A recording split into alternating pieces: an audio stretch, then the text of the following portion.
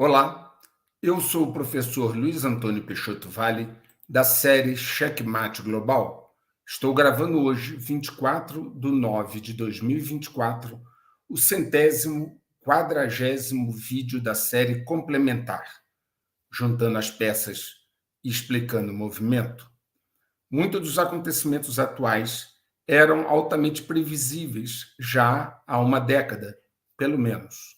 Chamei a atenção para essa deterioração das capacidades do Ocidente, fruto de uma sabotagem interna, há 11 anos atrás, e depois com mais ênfase, de 4 anos para cá, depois que abriu o canal. Chegamos a um ponto onde o confronto parece ser inevitável, e se ele for escalado para o campo nuclear, não haverá vencedores visíveis de nenhum lado. O Ocidente não tem como vencer de forma peremptória o eixo que se formou no Oriente entre a Rússia, China, Coreia do Norte e os países muçulmanos. O inverso também é verdade. Eles não podem vencer o Ocidente numa guerra total. É um conflito onde os perdedores estarão nos dois lados. Defender essas provocações perpetradas pela Ucrânia e no Oriente Médio e a possível guerra resultante dessa questão é como uma opção que não pode ser de forma nenhuma considerada viável, simplesmente porque ela não é racional, é coisa de torcedor, não de analista. Vivemos uma guerra de quinta geração, onde a temperatura é elevada gradativamente e por vários meios. Tem sido uma guerra de atrito e desgaste, até que um lado rompa e apele. É nesta trajetória que estamos sendo impulsionados pelos DGs, que têm os seus próprios objetivos, a sua própria agenda. A estratégia do Oriente parece ser ganhar tempo, pois estão ficando mais fortes a cada dia, enquanto que o Ocidente se divide e enfraquece a cada hora. Basta ver as inúmeras evidências que eu tenho mostrado aqui no canal ao longo destes 4 anos. Outras evidências também chocantes estão na sequência deste vídeo. Até mesmo a Turquia, que é o segundo maior exército da OTAN, parece já ter ido para o outro lado, solicitando adesão aos BRICS. Eles sentiram para onde o vento está soprando, infelizmente. A guerra de quinta geração criou enormes fissuras nas populações do Ocidente e sabotou até mesmo a virilidade e energia para lutar. O uso de mercenários, a maioria veteranos de uma geração mais antiga, passou a ser um recurso rotineiro. Com o passar dos meses, parece que ficamos mais fracos. Por isso, o Oriente não tem mordido a isca do Ocidente, cheia de provocações para uma escalada total, pois o Oriente compreende que o tempo lhe é favorável, prefere aguardar o tempo fluir, com paciência estratégica, enquanto ele puder. Entretanto, não se sabe com precisão até quando eles vão suportar esta situação, pois tudo depende das surpresas do jogo.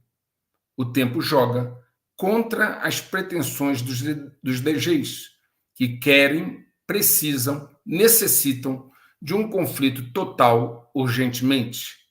Assim, mais e mais catalisadores serão fabricados a curto prazo, buscando as pré-condições com intensidade total, para chegar então ao objetivo que eles, DGs, tanto perseguem.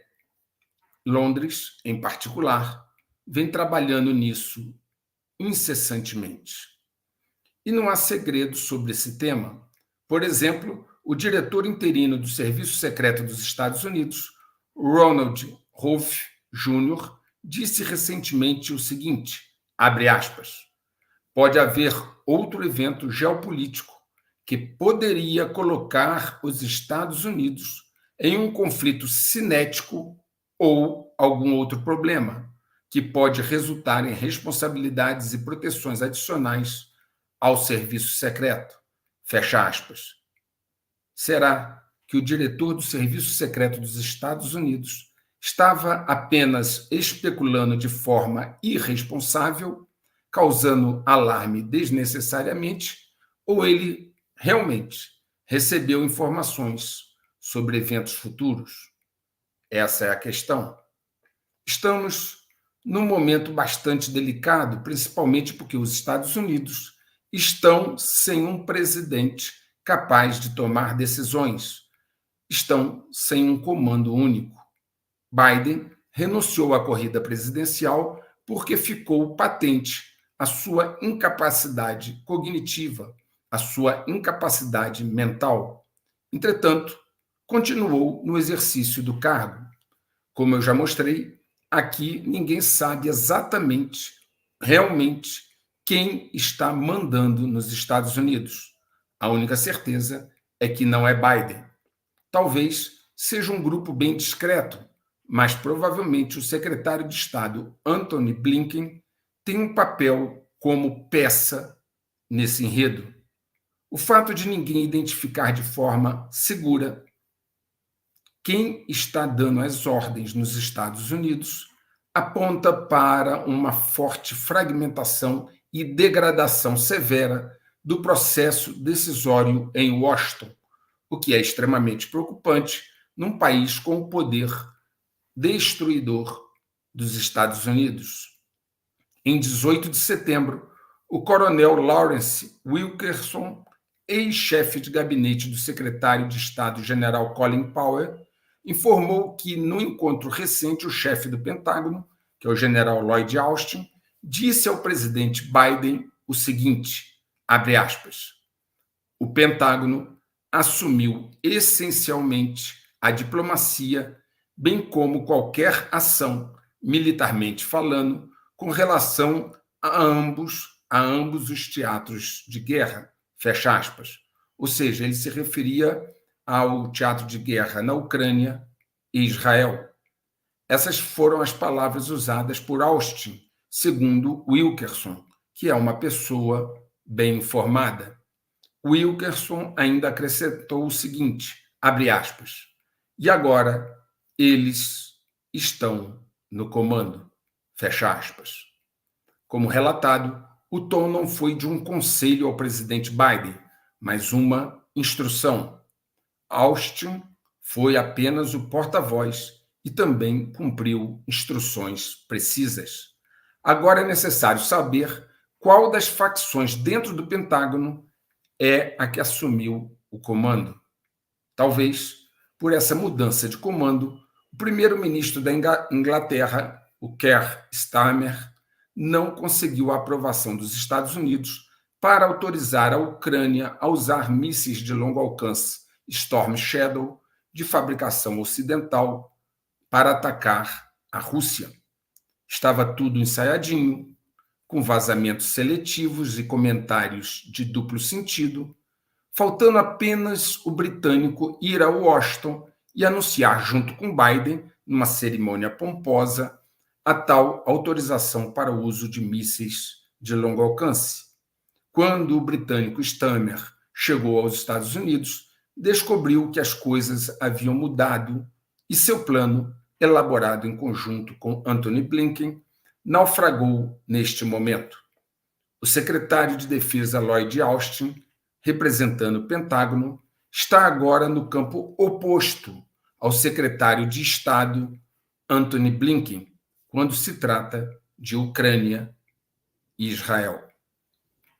Em mais um exemplo de como os Estados Unidos estão acéfalos, sem liderança, sem comando, deve-se citar que a Casa Branca realizou sua primeira reunião de gabinete em um ano, e por alguma razão que ninguém sabe dizer exatamente, a esposa de Biden é quem estava presidindo a reunião do gabinete. Biden agora sequer preside reuniões de gabinete. Jill Biden, a esposa de Biden, agora assina até projetos de lei com o selo presidencial. De fato, a situação na Casa Branca é uma misórdia, uma bagunça total. Espera-se que a maleta com os códigos nucleares não esteja em posse dessas pessoas. Trump, no poder, talvez não seja tão manobrável e daí muitos membros da área de segurança nacional e militares não o apoiarem para a presidência. Foi divulgada uma carta onde 741, vou repetir, 741, abre aspas, altos funcionários de segurança nacional, fecha aspas, sendo deles 233 generais, incluindo também, naturalmente, autoridades civis republicanas, eles assinaram, esses 741, uma carta endossando Kamala para presidente, e não Trump. Quem acompanha o canal sabe bem o papel desempenhado pelo general Mark Milley durante o governo Trump ao se colocar contra o presidente. Uma insurreição já havia começado lá atrás. O jogo se torna cada dia mais pesado. Essa eleição promete ainda muitas grandes surpresas.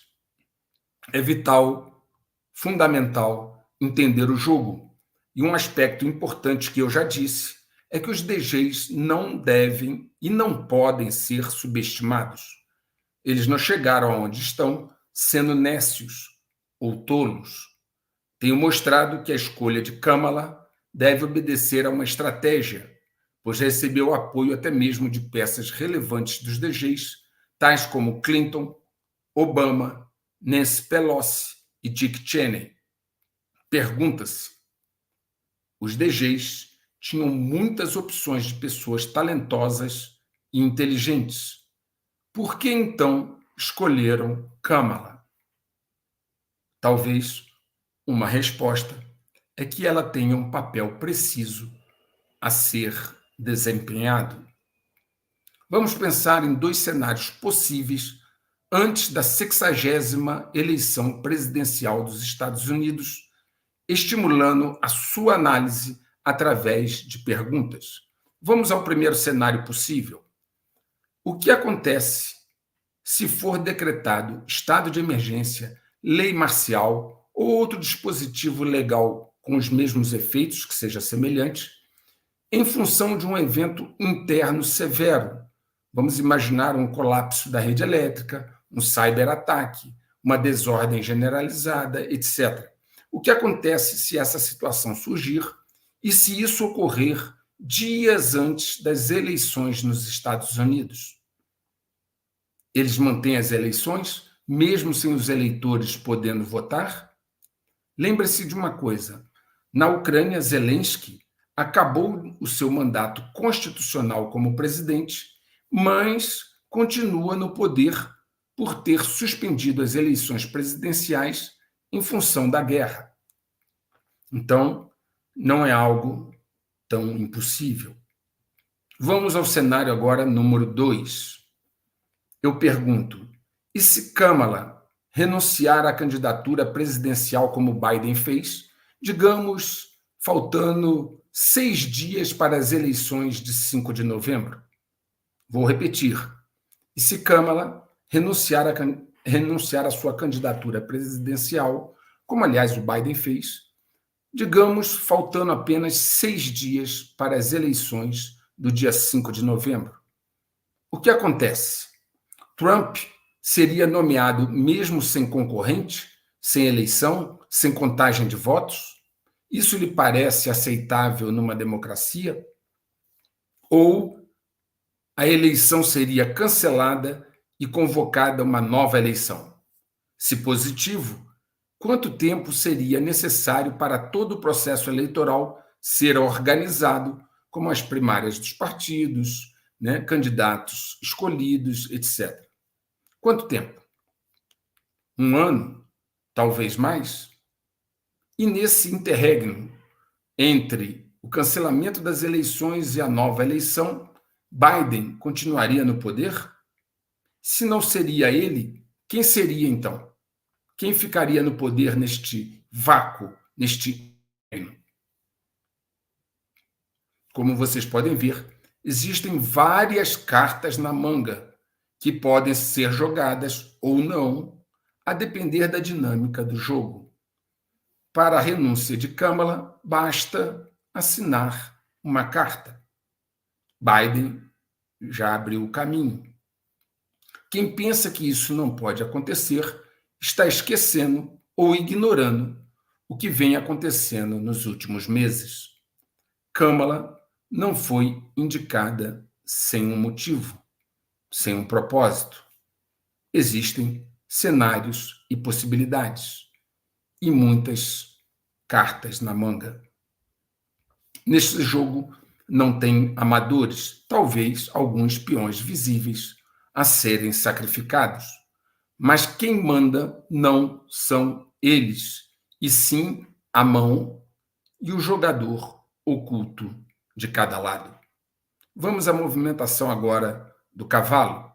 Vamos começar, então, pelo tão propalado, alardeado ataque onde os pagers e walkie-talkies, rádios portáteis, explodiram no Líbano e em alguns outros países. Milhares de pessoas em todo o Líbano ficaram feridas e cerca de 9 morreram, incluindo uma criança, segundo o que foi noticiado. Isso ocorreu quando os pagers portáteis explodiram em 17 de setembro. A maioria dos atingidos, segundo o que foi reportado, são pessoas ligadas ao grupo Hezbollah. Os pagers esquentaram e depois explodiram quase simultaneamente às 15 horas e 30 minutos. A mídia israelense e também americana diz que o Mossad colocou uma quantidade de PETN, um material altamente explosivo, nas baterias dos dispositivos e os detonou remotamente, aumentando a temperatura das baterias à distância, com mensagens repetidas e contínuas enviadas aos pagers, causando vibrações prolongadas, levando então à explosão. No dia seguinte, foram os rádios portáteis, os walkie-talkies, que explodiram. Segundo as informações, houve dezenas de mortos e centenas de feridos neste segundo dia. Muitos ficaram cegos nos 2 ataques. Explodiram os pagers, obrigando os usuários a recorrerem aos rádios portáteis. Num dia, esperaram mais um dia e depois explodiram os rádios portáteis que estavam sendo usados alternativamente aos pagers, porque eles já não os tinham. O chefe do Hezbollah, Hassan Nasrallah, em 19 de setembro, disse que a série de explosões de pagers e walkie-talkies foram uma declaração de guerra por parte de Israel, reconhecendo que foi um golpe sem precedentes. 2 dias depois, Israel bombardeou Beirute, capital do Líbano, com vários mortos e feridos. Na sequência, o Hezbollah disparou uma barragem de mísseis contra o norte de Israel, atingindo a cidade de Haifa. O Hezbollah lançou aproximadamente 150 foguetes no norte de Israel. As Forças de Defesa de Israel, IDF, como as suas forças armadas são conhecidas, disseram que a maioria desses projéteis foi interceptado, mas vídeos de Haifa confirmam que alguns foguetes passaram pelas defesas antiaéreas de Israel, causando devastação no solo. O Hezbollah disse num comunicado, abre aspas, bombardeamos os complexos industriais militares da Rafael Company, especializada em meios e equipamentos eletrônicos, localizada na área de Zevulun, ao norte de Haifa, com dezenas de mísseis FAD-1, FAD-2 e Katyusha, às 6h30 da manhã deste domingo, 22 de setembro. Fecha aspas. Outro local, o aeroporto militar Ramat Davi, que fica a sudeste de Haifa, também foi atingido. Foi o maior ataque do Hezbollah desde que o conflito começou. E Israel, naturalmente, respondeu. Autoridades de saúde libanesas disseram em 23 de setembro que 492 pessoas foram mortas em ataques aéreos israelenses contra o sul do Líbano. Mais de 1.600 pessoas ficaram feridas nos ataques e milhares fugiram, com a principal rodovia que sai da cidade portuária de Sidom, no sul do Líbano, congestionada com carros indo em direção à capital, Beirute. Depois, Israel fez novos ataques. Enfim, ou seja, o Hezbollah não foi parado, não foi anulado, e a situação continua a mesma, com ataques dos dois lados, só que agora numa escala bem maior. Todavia, houve um novo ingrediente nesses dias, porque parece que mais grupos muçulmanos se juntaram à luta do Hezbollah. A resistência islâmica, a resistência islâmica no Iraque, ISI, assumiu a responsabilidade no dia 22 de setembro pelo lançamento de mísseis de cruzeiro e drones em direção a Israel durante a noite, em coordenação com o Hezbollah do Líbano. Israel confirmou que manterá ataques aéreos e, no momento, está fora dos planos qualquer operação terrestre de Israel contra o Hezbollah e o Líbano. Eu vou repetir porque isso é relevante. Segundo foi informado, está fora dos planos qualquer operação terrestre de Israel contra o Hezbollah e o Líbano. Naturalmente, eles estão falando de operação terrestre maciça de invasão àquele território. Na evolução do conflito agora tem Hamas, Hezbollah, ISI do Iraque e os Houthis do Iêmen, lutando contra Israel, mesmo depois dos últimos ataques. Foi noticiado, inclusive, um incremento perigoso nos ataques da milícia Houthi do Iêmen. Segundo as informações, eles teriam lançado contra Israel um míssil balístico hipersônico que não foi interceptado. O Washington Post citou as forças de defesa de Israel, que disseram que um míssil terra-terra disparado lá do Iêmen atingiu uma escada rolante em uma estação de trem na cidade central de Modin. O míssil teria atingido Tel Aviv, mas sem causar muitos danos. O alvo parecia ser a usina de energia Gezer, a 6 quilômetros do aeroporto Ben Gurion. A IDF, Forças de Defesa de Israel, reportou o seguinte, abre aspas, após as sirenes que soaram há pouco no centro de Israel, um míssil superfície-superfície foi identificado cruzando o centro de Israel pelo leste e caiu em uma área aberta. Nenhum ferimento foi relatado, fecha aspas. Numa situação como essa, pergunta-se o seguinte, como um míssil viajou 2.000 quilômetros do Iêmen até Israel e atingiu Israel sem ser interceptado. No canal 12 israelense, foi dito que a defesa aérea israelense falhou em interceptar o míssil do Iêmen, principalmente porque ele é capaz de mudar seu curso repentinamente. Vejam só, porque ele é capaz de mudar seu curso repentinamente. A Marinha dos Estados Unidos também falhou em interceptar o míssil no Mar Vermelho. Essa informação é bastante preocupante, porque sugere fortemente que mísseis com tecnologias sofisticadas estão sendo colocados à disposição dos inimigos do Ocidente e de Israel. Aliás, como previsto e avisado por Vladimir Putin. Agora, uma outra pergunta interessante. Quem fabricou os pagers e o walkie-talkie que explodiram no Líbano e em outros países? É interessante observar que a empresa de Taiwan, Gold Apollo, cuja marca estava nos pagers, disse que eles foram fabricados sob licença por uma outra empresa na Hungria, a BAC Consulting, sediada em Budapeste. A CEO da BAC Consulting, uma italiana de nome Cristiana Barzoni Arcidiacono, alegou que não fabricou os pagers, sendo ela uma mera intermediária, e depois não foi mais localizada depois de ter sido entrevistada, digamos assim, pelo Serviço de Inteligência da Hungria. Não foi mais encontrada após essas sessões de conversa.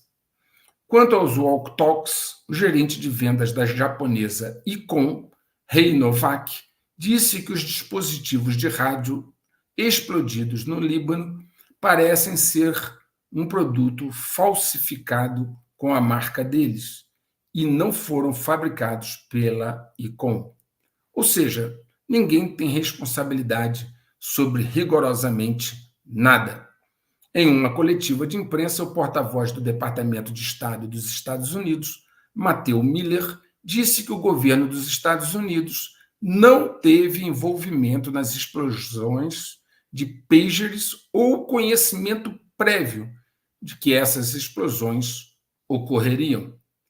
Então, é muito importante frisar que Israel em nenhum momento reconheceu a autoria da operação. Vou repetir. Quem acusou Israel de ter feito esta operação foi o Hezbollah. E em nenhum momento, nenhuma autoridade de Israel ou qualquer área do seu governo, em nenhum momento reconheceu a autoria desta operação dos pagers e walk-talks. Pelo contrário, o presidente israelense Isaac Herzog negou, em uma entrevista à Sky News, as alegações feitas pelo Irã e pelo Hezbollah de que Israel estava por trás dos ataques. Herzog, presidente de Israel, estava respondendo à pergunta de um repórter sobre se Israel estaria envolvido. Então ele disse o seguinte, abre aspas, antes de tudo, rejeito categoricamente qualquer conexão com esta ou aquela fonte desta operação. Fecha aspas. Israel, rotineiramente quem acompanha, sabe que Israel tem o costume de ficar em silêncio em relação a operações da sua inteligência que causem mortes ou algum impacto maior. A estratégia de Israel é não confirmar para não atrair uma condenação pública ou até mesmo argumentos jurídicos e também não negar para não mentir, tirando a confiabilidade pública dos seus representantes. Ele nem confirma, nem nega, apenas se mantém em silêncio. Ora, dessa vez não foi o que aconteceu.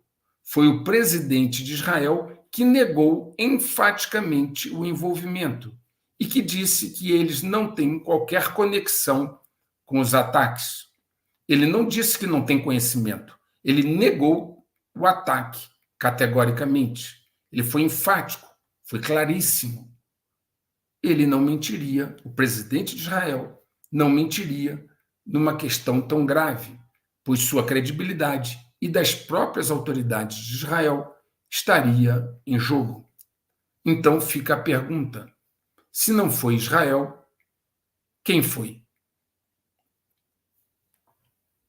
Observe que essas operações de sabotagem em dispositivos eletrônicos atenderiam, em princípio, a uma dupla finalidade: anular alvos do elevado escalão do Hezbollah e, segunda finalidade, prejudicar severamente as suas comunicações, privando-lhes de coordenação durante um ataque terrestre maciço e iminente de Israel. Isto seria um golpe de mestre, pois sem comunicações e coordenação, o Hezbollah não poderia resistir a um ataque terrestre maciço de Israel, ou no mínimo, sofreria baixas extremamente relevantes e uma derrota brutal. Ocorre que este ataque terrestre maciço de Israel não aconteceu após a detonação dos dispositivos eletrônicos. E, na verdade, nem parecia estar planejado para ser aplicado. Então pergunta-se, por que Israel queimaria um trunfo tão relevante agora, um verdadeiro checkmate, uma carta na manga tão relevante, se ele não havia se planejado para uma invasão iminente na sequência do ataque aos dispositivos eletrônicos? Por que Israel queimaria esse trunfo sem ter o planejamento do ataque terrestre maciço? Pois é, segundo o entendimento de algumas fontes, a introdução dos dispositivos com o módulo de explosão foi realmente feita pelos israelenses, mas a sua detonação não foi feita por eles. Para Israel, era um momento propício e oportuno, anteriormente planejado, se a invasão terrestre se seguisse. Não foi o que aconteceu. Alguém já sabia dos dispositivos e da sua finalidade e resolveu antecipar a detonação para diminuir o estrago e dar ao Hezbollah o tempo para se reestruturar. Vou repetir. Alguém, provavelmente, que sabia dos dispositivos e da sua finalidade, resolveu antecipar a detonação para diminuir o estrago e dar ao Hezbollah o tempo para se reestruturar, o que seria muito mais difícil ou quase impossível se, na sequência dos ataques explosivos, houvesse uma invasão terrestre rápida e avassaladora de Israel, como originalmente planejado, mas não aconteceu.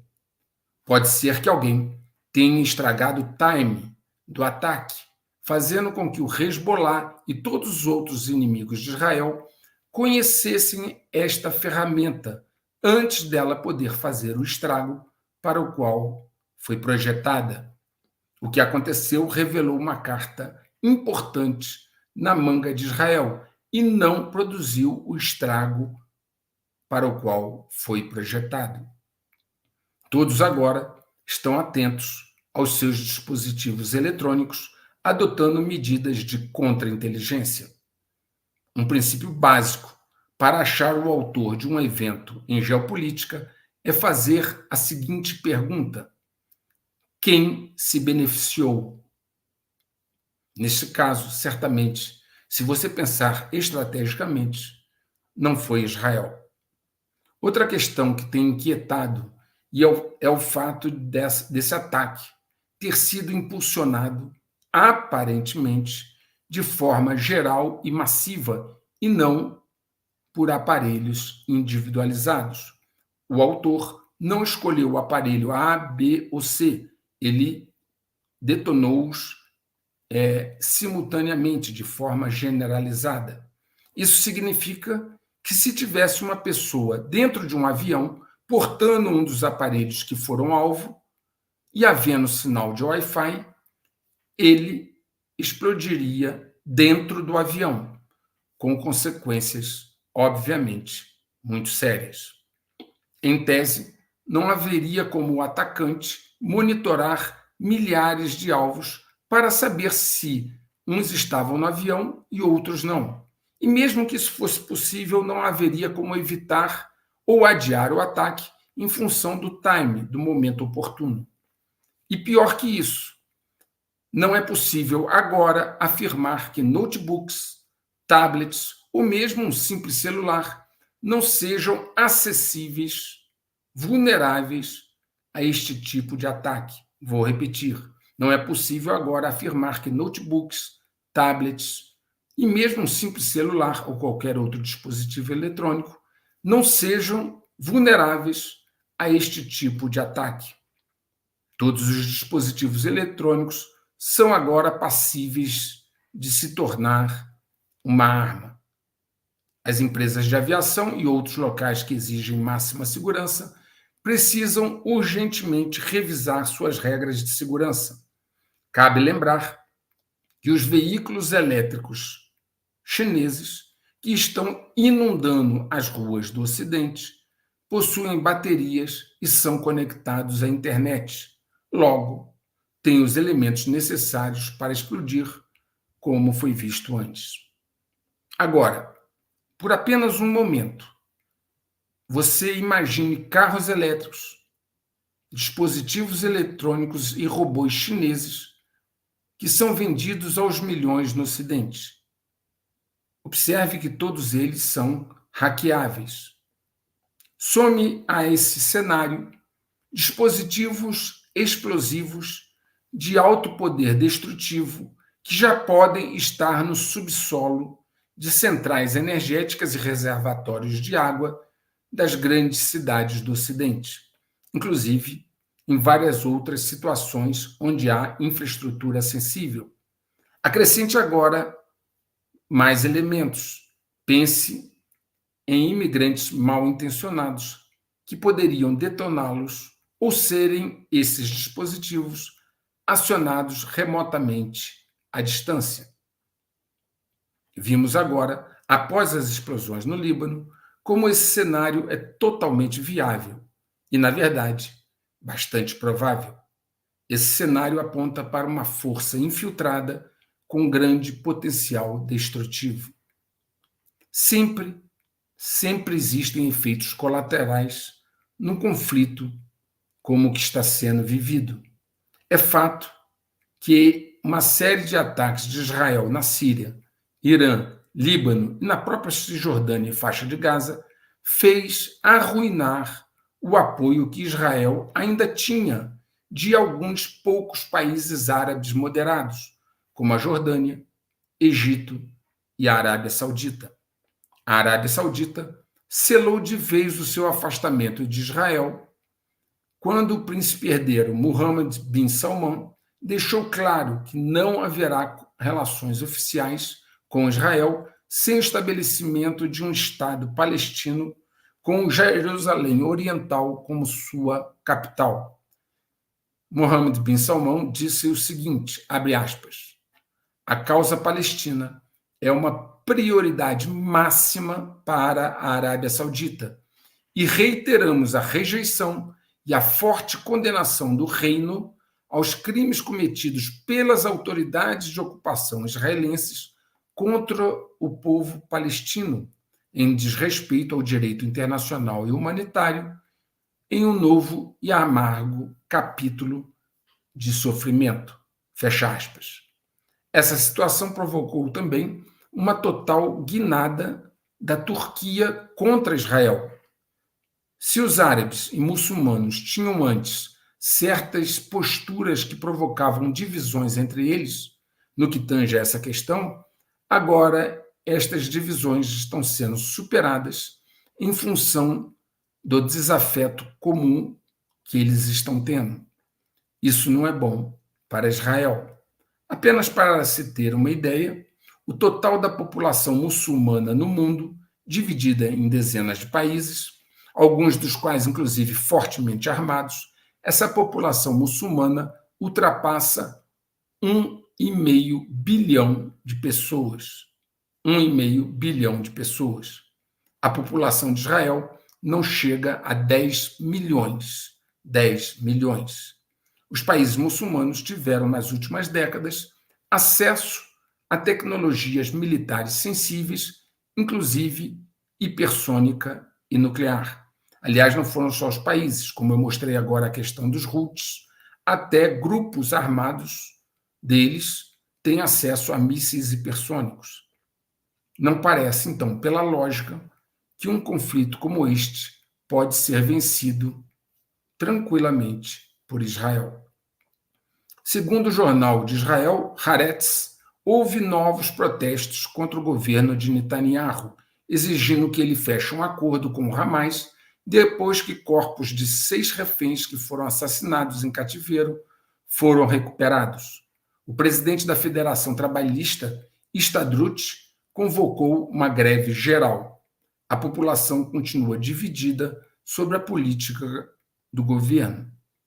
Netanyahu não dá sinais de que vai ceder e ainda enfatiza a necessidade de Israel controlar pedaços de Gaza, como o corredor Filadélfia, que separa Gaza do Egito. O Hamas diz que enquanto houver ocupação, não haverá acordo de paz. A posição de Netanyahu foi criticada por Biden no dia 2 de setembro, dizendo que o primeiro-ministro israelense não estava fazendo o suficiente para garantir um acordo de reféns. Ubaida, porta-voz do braço armado do Hamas, as brigadas Al-Qassam, disse que novas instruções foram dadas aos que guardavam os reféns sobre o que fazer se as forças israelenses se aproximassem de seus locais secretos. Ele concluiu da seguinte maneira, abre aspas, a insistência de Netanyahu em libertar prisioneiros por meio de pressão militar, em vez de fechar um acordo, significa que eles serão devolvidos às suas famílias em mortalhas. Suas famílias devem escolher se os querem vivos ou mortos. Fecha aspas, foi como se pronunciou o membro do Hamas. A população de Israel já está cansada de ver tantos sepultamentos e aparentemente resiste a querer ver mais caixões. Esse conflito tem trazido muito desgaste a Israel, tanto internamente quanto externamente. Uma amostra desse desgaste foi a aprovação pela Assembleia Geral da ONU de uma proposta palestina,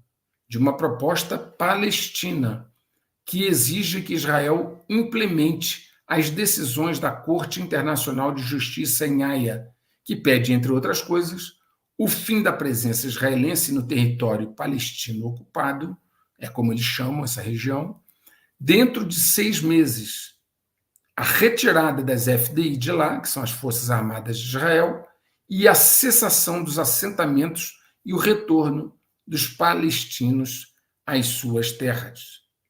Essa foi a decisão, a resolução da Assembleia Geral da ONU. Cerca de 124 países apoiaram essa resolução. 14 apenas se opuseram e 43 se abstiveram. Já foi a segunda resolução da ONU desfavorável a Israel após o início do conflito com o Hamas. Os Estados Unidos já avisaram a Israel que seus porta-aviões e outros recursos militares, como submarinos, não poderão ficar à disposição de Israel indefinidamente. De acordo com a mídia israelense, Netanyahu foi avisado de que, abre aspas, os porta-aviões dos Estados Unidos não poderão permanecer na área para sempre, fecha aspas. Segundo algumas fontes, o general Michael E. Kurilla, chefe do Comando Central dos Estados Unidos, em visita a Israel, deu uma mensagem desanimadora ao seu governo.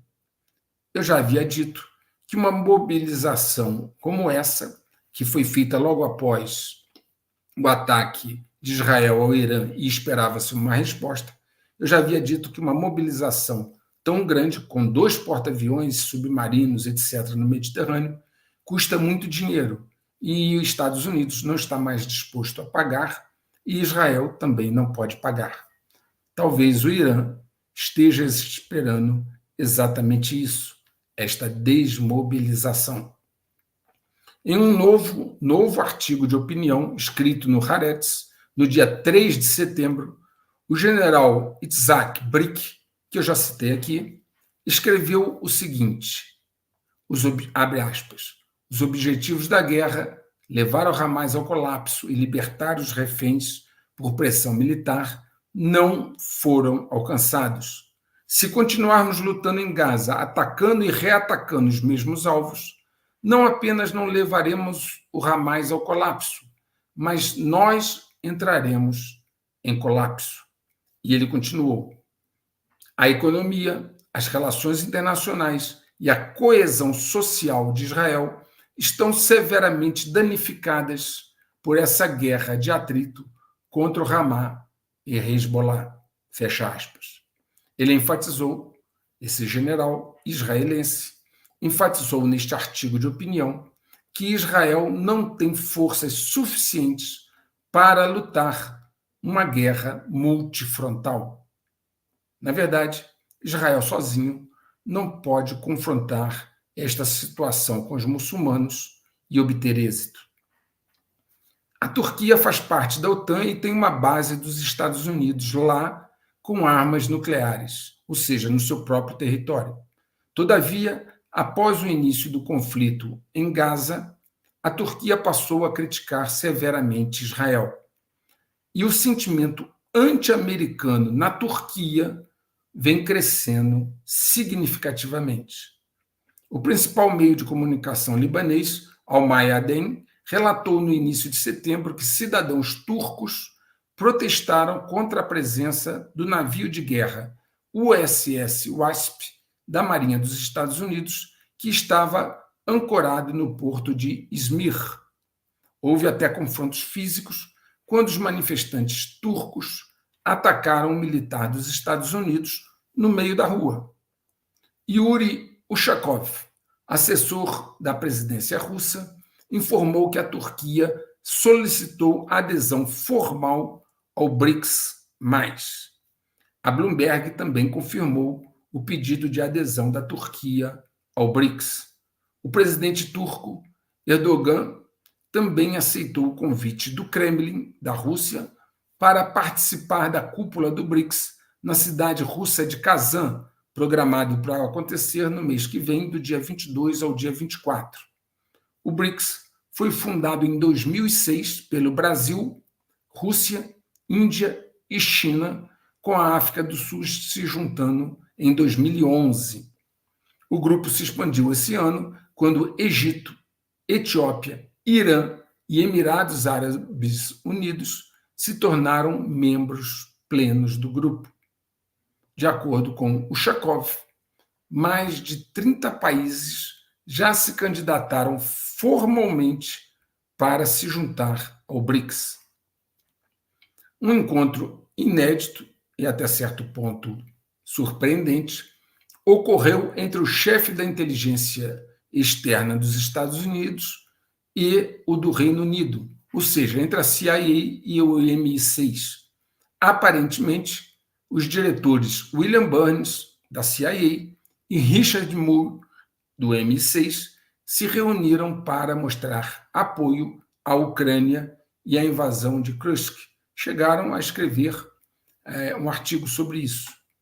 Certamente, a melhor opção para ambos era terem mantido a discrição e ficado em silêncio, e isso por vários motivos, entre eles a tradição da área. Considerando que essas duas agências, CIA e MI6, praticamente mandam em seus países e que se manifestaram agora, fica claro quem moveu as peças. Moore, do MI6, explicou como as duas agências decidem, como elas definem entre eles quem deve realizar certas operações usando um modelo de melhor atleta. O que ele quis dizer isso? É quem vai atuar, é quem for o melhor para o trabalho.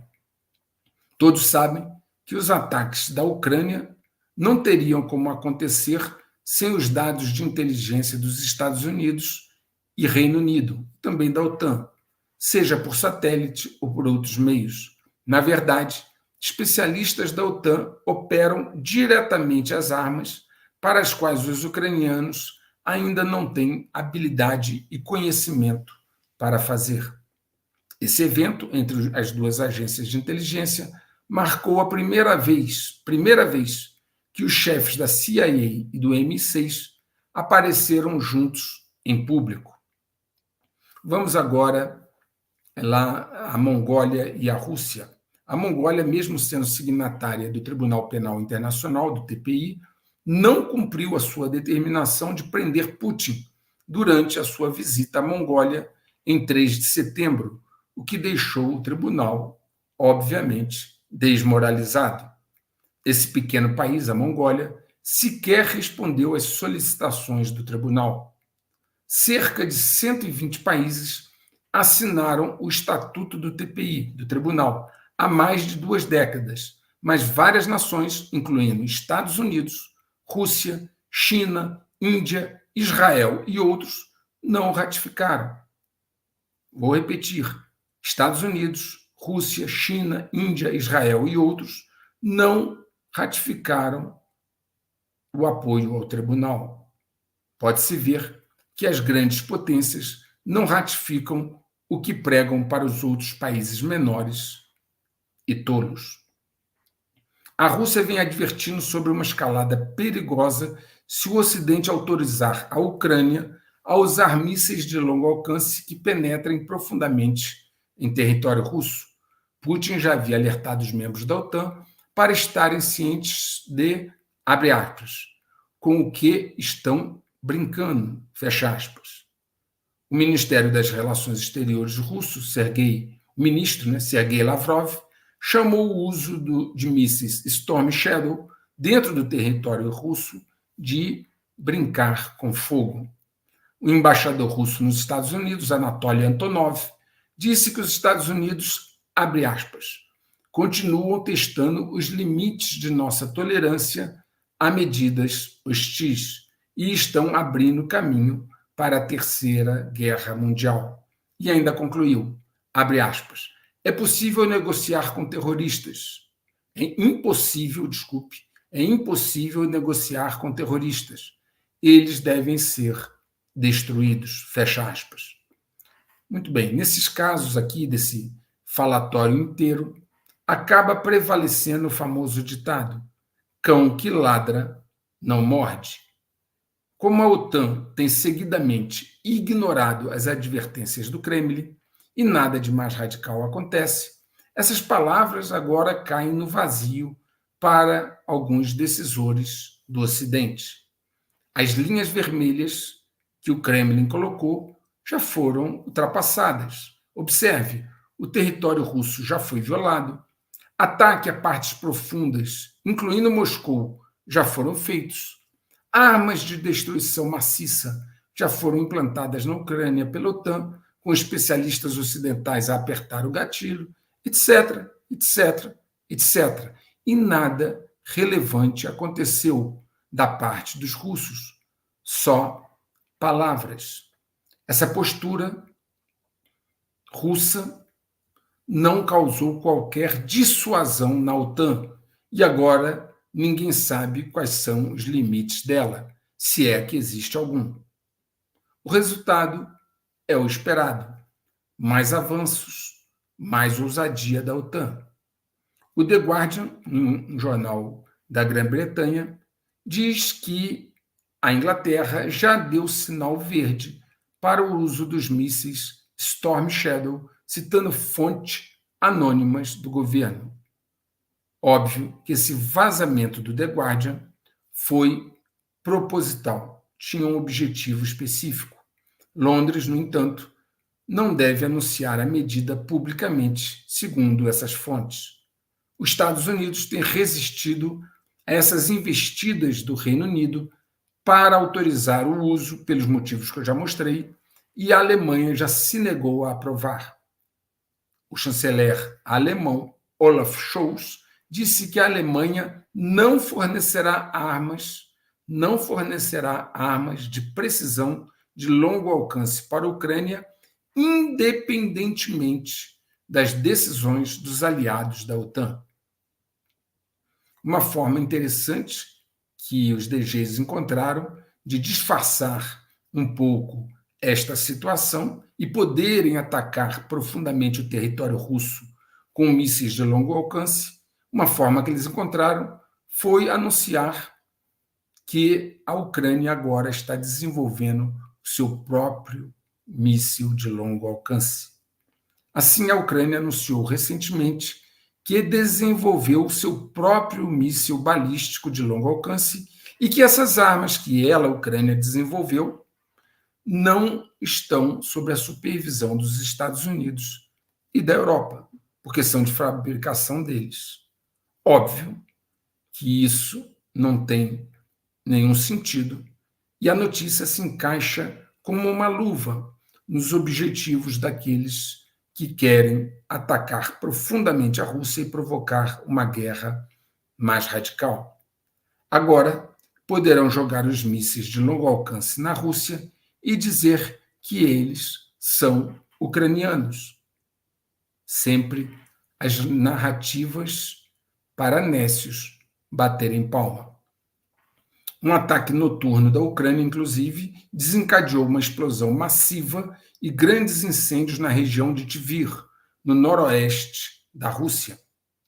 As imagens coletadas mostram uma explosão num local que coincide com a localização de um arsenal de mísseis e munições a 488 quilômetros, ou seja, quase 500 quilômetros a nordeste da fronteira com a Ucrânia. Ou seja, a Ucrânia conseguiu penetrar 500 quilômetros dentro do território russo e atingir um paiol de munições e mísseis. Um ataque tão profundo em território russo seria impossível sem o apoio de inteligência e de satélites da OTAN, dos Estados Unidos ou do Reino Unido. Recentemente, e pela terceira vez desde o início da guerra na Ucrânia, Putin aprovou uma expansão do exército russo, assinando um decreto para aumentar o número de soldados em 180 mil, pela terceira vez desde que começou o conflito. Em junho, Putin estimou o número de tropas envolvidas na Ucrânia em quase 700 mil soldados russos. Com esse novo aumento do decreto agora, as Forças Armadas da Rússia chegarão a 1,5 milhão de militares ativos. Se incluir todas as forças da reserva, o total de militares russos ultrapassa 2 milhões e 300 mil militares. 2 milhões e 300 mil militares. A Reuters informou que este aumento fez com que o exército russo seja agora o segundo maior exército do mundo em efetivos, atrás apenas do exército da China. O terceiro maior é o exército da Índia, e os Estados Unidos passa a ser agora o quarto. A Rússia parece estar se preparando para tempos conflituosos à frente, porque ao invés de se desarmar e desmobilizar, faz o inverso. Está se armando muito, com tecnologias avançadas e expandindo o seu exército. Sempre houve estudos sobre o impacto de um ataque nuclear, notadamente na época da Guerra Fria. Agora surgiu um estudo especificamente voltado para o impacto limitado e específico, mostrando alguns cenários que estão se tornando mais prováveis. O Departamento de Defesa dos Estados Unidos determinou ao Centro de Pesquisa e Desenvolvimento de Engenharia do Corpo de Fuzileiros de Engenheiros do Exército, que subcontratou a empresa Terra Analytics. Ele, o Departamento de Defesa, encomendou um estudo para simular o impacto de um conflito nuclear na agricultura global. O estudo se concentrará em regiões, abre aspas, além da Europa Oriental e da Rússia Ocidental, fecha aspas, que na simulação é o epicentro da hipotética implantação de armas nucleares. Exatamente uma região que eu já comentei aqui com vocês, de muito provável ataque tático nuclear. O embaixador russo nos Estados Unidos, Anatoly Antonov, comentou a respeito de um conflito nuclear global e total que os Estados Unidos têm a percepção de que poderão ficar escondidos atrás do oceano sem serem atingidos numa guerra nuclear. E ele disse que isto é, obviamente, uma total ilusão. Vamos agora à China. A China quer manter e expandir o seu já grande exército. Na verdade, é mais do que isso. Eles querem criar uma mentalidade guerreira no seu povo através da Lei de Educação de Defesa Nacional. O governo chinês tornou o treinamento militar obrigatório para crianças e estudantes universitários. Vou repetir. O governo chinês tornou o treinamento militar obrigatório para crianças e estudantes universitários.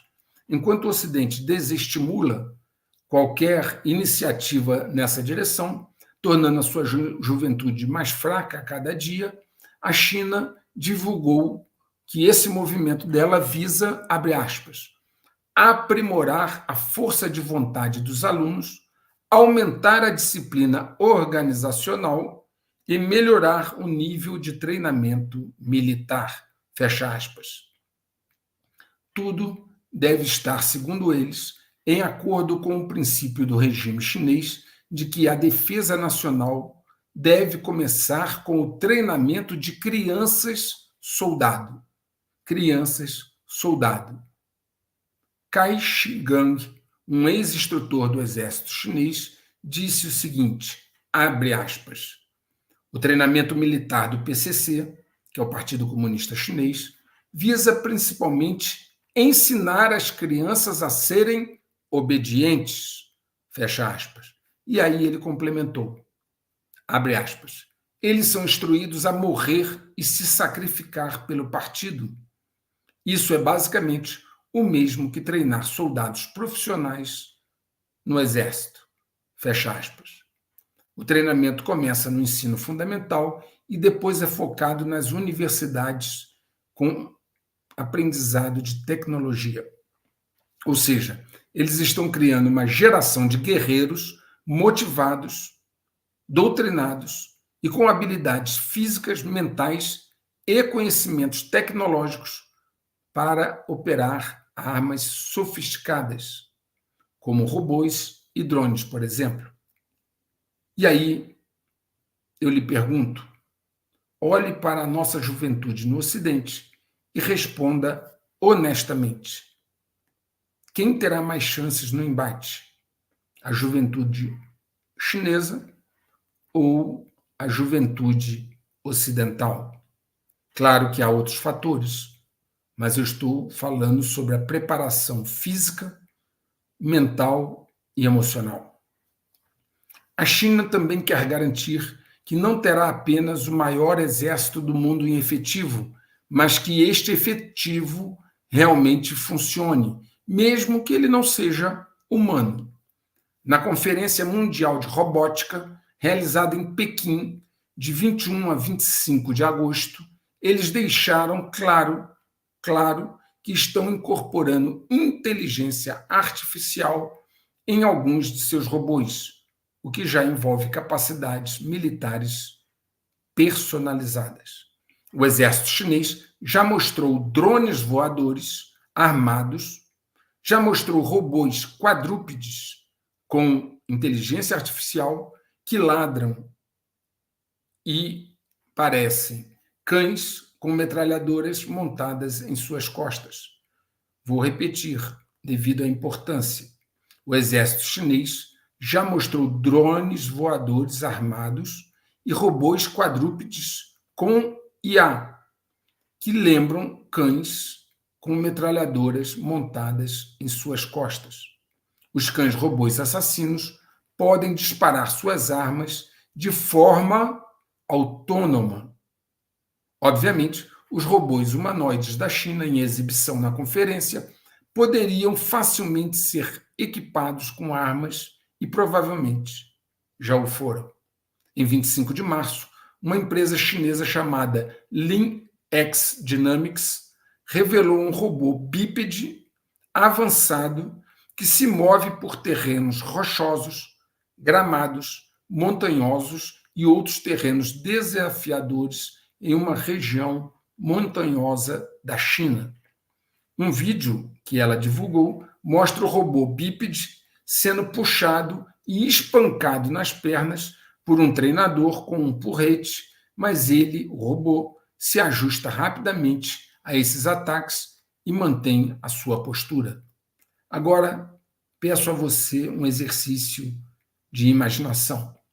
Imagine no campo de batalha um soldado avistar milhares, talvez milhões, de robôs em formato humanoide e canino, bem como nuvens de drones, todos controlados por IA, avançando rapidamente no terreno em sua direção. Esse soldado atira, mas o exoesqueleto altamente resistente deles não é perfurado. Qual será o impacto? Estamos vendo a ficção se tornar realidade e não parece muito bom. Tenho dito em aulas e entrevistas que todos os poderes são concessões do poder armado. Eu não disse forças armadas, eu disse poder armado. Quando um líder tem o apoio total de um poder armado compreendido como forças armadas, ou polícia, ou uma milícia, ou guerrilha, ou qualquer grupo que tenha poder de usar armas, quando um líder tem o apoio total de um poder armado, a chance de afastá-lo do poder é mínima.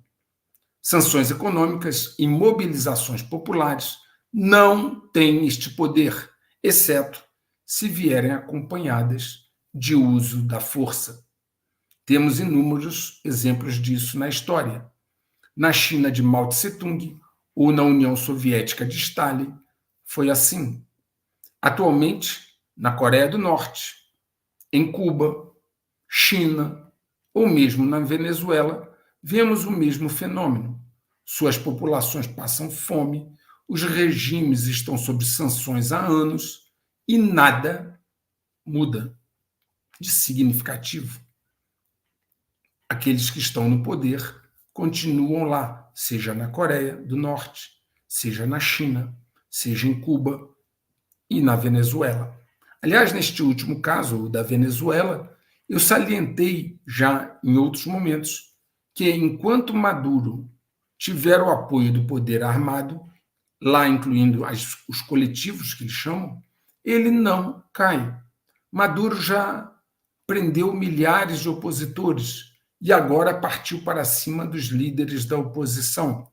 A justiça venezuelana emitiu uma ordem de prisão para o líder da oposição, Edmundo González. Ele teve que fugir do país e se exilar na Espanha. E Maduro disse aos seus correligionários o seguinte, abre aspas, desta vez não haverá perdão. Temos 2.000 prisioneiros capturados e de lá eles irão para Tocorón e Tucuyutu, punição máxima, justiça, fecha aspas. Tocorón e Tucuyutu são prisões da Venezuela. A Venezuela anunciou a prisão de 3 americanos ainda, 2 espanhóis e um cidadão tcheco, acusando-os de conspirar para assassinar o presidente Nicolás Maduro.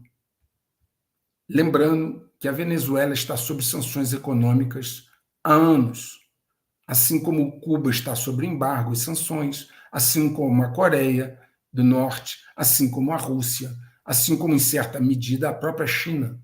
E sanções econômicas, manifestações populares, não fizeram mudar rigorosamente nada no que tange ao controle do poder, porque é o poder armado que, em último caso, garante a estabilidade de um governo. Está tudo muito claro para quem tem olhos de ver e ouvidos de ouvir, para quem quer entender. Lembre-se, só se desilude quem se ilude. Para quem está preparado, qualquer hora é boa. O tempo urge, o efeito dominó está em andamento rápido e próximo do fim. Todo jogo acaba ou muda de fase. O checkmate global está em processo, inexoravelmente, de finalização. Grande abraço.